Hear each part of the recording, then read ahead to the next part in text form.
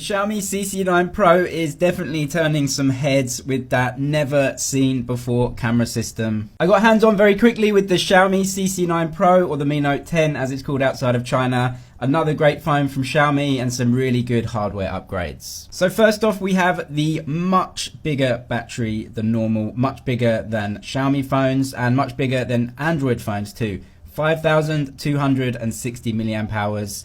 But the phone does not feel excessively thick or heavy. You get 30 watt fast charging on that battery too, and for the first time in a Xiaomi phone, a curved OLED display. I really like the design and the feel of this phone. In the product renders, it did look a lot like the Huawei P30 Pro, and given the camera system, I thought this was Xiaomi's version of that phone. But actually in person, it has its own characteristics and own design that definitely sets it apart from the P30 Pro, but I will compare them at the end of this video. USB-C, mono speaker at the bottom, and a headphone jack down there too. Given that camera system is so expensive, Xiaomi went for the Snapdragon 730G processor in this phone. That is the best mid-range chipset that you can get from Snapdragon right now. For most people, it will be plenty powerful enough to do everything you want, including playing games, and it can fully manage all of the camera system at the back of the phone. The top and bottom bezels are a lot smaller than I anticipated, and that small camera bump at the top houses a 32 megapixel sensor. Even though it does look similar to the P30 Pro, it is definitely a Xiaomi smartphone, and it keeps a lot of the design aspects that I'm familiar with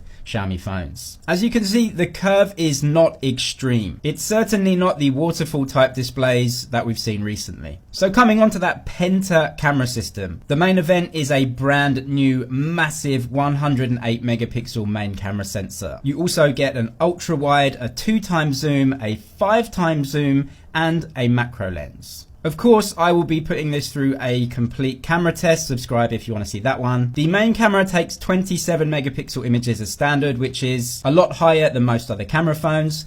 And the zoom was really good for a Xiaomi phone. Never seen anything like that before in a Xiaomi device. And of course, in the camera test, I will be comparing it to the P30 Pro. As when you look at the functions of the CC9 Pro, it definitely goes head to head with that phone. As you can see, you get 5 dots on the screen that is very easy for you to then choose which camera you want to take photos with. A cool feature I found is that when you take 108 megapixel shots, in the bottom right hand corner of the screen, you get this square trackpad so that you can move around the image. Because you can crop into those images a lot, I think it's a really cool feature. And here we have it quickly against the P30 Pro, which it will be going head to head against. I think the design stacks up really well against the P30 Pro. The bottom bezel is a little slimmer, and the design overall feels just as premium as that phone. As I said, it definitely has a lot of similarities with the P30 Pro, but it does keep its own unique identity as a Xiaomi smartphone. What are some things that I would have loved to have seen in the phone that it doesn't have?